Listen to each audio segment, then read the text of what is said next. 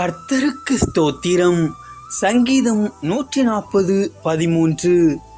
நீதிமான்கள் உமது நாமத்தை துதிப்பார்கள், செம்மையானவர்கள் உமது சமூகத்தில் வாசம் பண்ணுவார்கள்.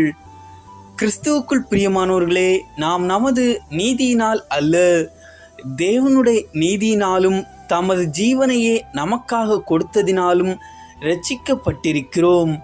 விசுவாசத்தினாலே நீதிமான் பிழைப்பான். நீதிமான்கள் தங்களுடைய வாழ்க்கையில் தேவனுடைய நீதியை விசுவாசித்து அதனால் பிழைக்கிறார்கள். தேவனால் செம்மைப்படுத்தப்பட்டவர்கள் அவருடைய சமூகத்தில் வாசம் பண்ணுகிறார்கள். அங்கு மாத்திரமே இளைப்பாறுதல் உண்டு.